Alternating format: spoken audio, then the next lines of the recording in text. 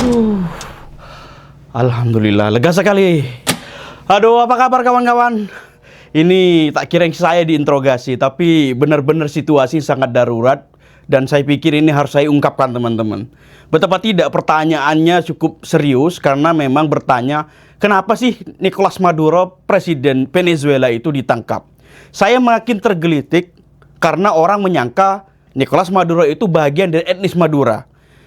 Dengan demikian saya akan jawab kenapa Nicolas Maduro ditangkap. Ya karena dia tidak bergabung dengan Ormas Madura.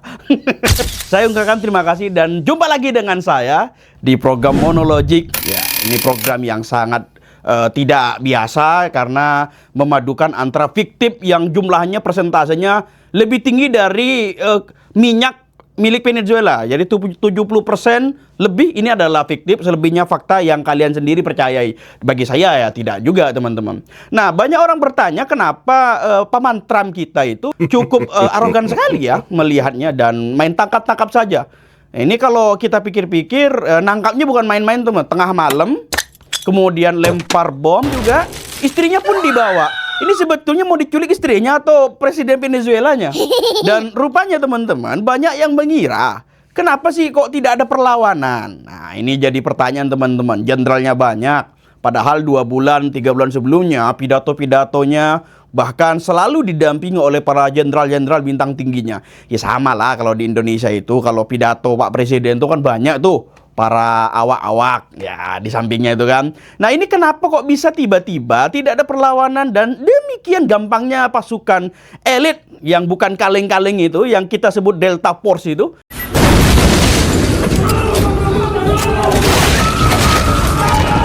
gampang sekali menjemputnya dan bahkan diadili di negara di mana penculiknya itu sendiri. Ini kan luar biasa teman-teman. Kepala negara diculik atas dasar tuduhan dianggap sebagai anarko premanisme itu, kemudian diadili oleh penculiknya di negara di mana itu kemudian adalah tidak berhak. Nah ini jadi pertanyaan dasar. Nah kita punya usut teman-teman. Rupanya Venezuela ini teman-teman jadi bahan rebutan teman-teman. Nah kalau kita lihat kan MBG, kalau Indonesia kan rebutannya teman-teman. Nah kalau di Venezuela ini minyaknya ini meluber-luber kata teman-teman.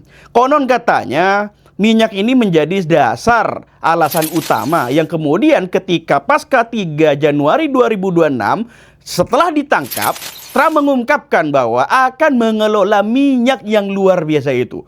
Nah, Anda bayangkan teman-teman.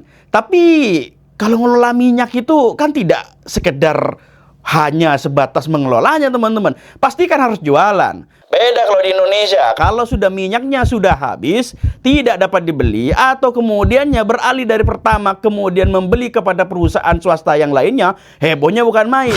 Ini bukan hanya dikelola itu teman-teman, tapi akan dibanjiri. Nah, ini tantangannya. Konon katanya ini akan menjadi alat utama untuk Amerika menahan negara-negara adidaya lainnya yang dianggap pesaingnya, yakni sekutu-sekutunya. Siapa dia? Yakni China maupun Rusia. Tapi ada satu lagi teman-teman, minyak ini akan diluberkan kemana-mana, sehingga minyak akan murah. Dan ini yang menjadi alat tekan kepada organisasi ormas terbesar perminyakan dunia, OPEC, yang dikomandani oleh salah satunya negara Syekh, yakni Saudi Arabia. Nah, ini luar biasa. Kok bisa begitu teman-teman? Karena belakangan OPEC ini sering membuat pusing 7 keliling negara Paman Sam. Sehingga kalau minyaknya murah teman-teman, banyak hal yang dianggap merugikan bagi negara-negara yang memiliki keuntungan dan memiliki banyak cadangan minyak. Dengan demikian, Amerika akan memainkan peran penting. Sehingga apabila Amerika dapat mengelola minyak Venezuela, maka ini akan menjadi peruntungan di saat banyak negara seperti China ingin terus mendapatkan suplai murah minyak dari Venezuela yang selama ini telah menjadi mitra utama Venezuela. Di mana sejak Presiden Hugo Chavez itu sudah memberikan fatwa utama bahwa mitra utamanya yakni anti Amerika seperti Iran, China maupun Rusia adalah mitra dagang yang paling strategis. Sekarang saya bilang teman-teman, kenapa Presiden Maduro ini ditangkap dan kemudian tidak dapat membela?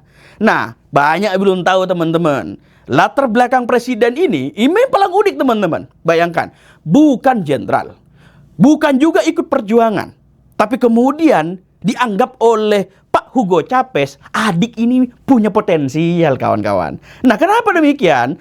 Pada kudeta sebelumnya, pada tahun 1992, ya, Pak Hugo Chavez ini mengkudeta presiden sebelumnya. Namun gagal. Akhirnya Pak Hugo Chavez menginap di penjara. Rupanya ada kawan kita, adik kita ini sering nengok kawan-kawan. Profesinya adalah seorang tukang supir, tapi juga aktif di organisasi buruh. Hugo Chavez merasa adik ini maju sekali, pikirannya modern. Pokoknya abang salah dibela terus, tidak kasih poin terus. Ya, akhirnya ketika bebas Pak Hugo Chavez ini, si tukang supir bus ini akhirnya dibawa kemana-mana. Pokoknya ada ajudan tidak penting, supirnya pakai dia. Walaupun bukan jajaran ketua umum, ya, dia selalu dibawa kemana-mana, ya kan? Pokoknya adik ini selalu dikader lah kira-kira. Akhirnya banyak orang mencurigai, kok bisa orang yang hanya modal nengok di penjara tiba-tiba selalu mendampingi Pak Hugo Chavez. Lambat laun teman-teman, Pak Hugo Chavez ini menjadikan menteri Pak Nicolas Maduro sebagai bagian dari internal rezimnya. Nah, sejak tahun 2012 ketika penyakitnya luar biasa teman-teman, Pak Hugo Chavez ini akhirnya keluar fatwa. Pokoknya Dinda, Adinda semuanya, kalau abang ini sudah tidak kuat memimpin, maka pemimpin setelahku itu adalah Nicolas Maduro. Luar biasa abang ini. Saking cintanya pada juniornya, selalu dikader. Bahkan sebelum mati pun, adik ini akan dibawa kemana-mana. Nah, Indonesia ada nggak seperti ini? saya tidak tahu, saya belum mendengarnya. Tapi kebanyakan mayoritas masyarakat Indonesia sudah menemukan sampelnya. Saya tidak tahu itu. Nah, lambat laun teman-teman, ini menjadi keyakinan. Kenapa perbedaan Hugo Chavez dengan Maduro ini berbeda teman-teman? Hugo Chavez dicintai, ya kan? Maduro kemudian ditinggalkan. Padahal adik kakak teman-teman. Nah, masalahnya Hugo Chavez itu sering melakukan tindakan dan kebijakan di saat minyak sedang tinggi-tingginya. Di saat itulah dia menasionalisasi. Sangat belibet ini bahasanya. Sebelibet bagaimana Indonesia melakukan tindakan ini. Nah, akibat itu masyarakat banyak mengupayakan tindakan ini sebagai hal yang luar biasa. Apalagi Pak Hugo Chavez ini masih dekat sekali dengan para mentor-mentor di Kuba. Ya, siapa dia di antaranya? Ya banyak sekali lah mentor-mentor di Kuba yang sangat dekat dengan gerakan sosialis yang menurutnya adalah sangat berpengaruh dalam alam pikirannya. Nah, beda dengan Pak Maduro ini, ya. Pak Maduro ini sudah minyaknya jatuh, malah kemudian diobral habis. Sudah tahu, sudah krisis, masih diobral habis teman-teman. Bayangkan, ada 7,7 masyarakat Venezuela teman-teman ngungsi. Akibat tidak suka dengan gaya kepemimpinan yang boros. Dan akhirnya membuat minyak dan mata uang mereka, Bolivar, akhirnya tidak laku teman-teman. Kemudian apa yang terjadi teman-teman? Hugo Chavez itu berbeda sekali karena dia mendapatkan simpati. Otoritasnya dijaga, rezimnya dirawat.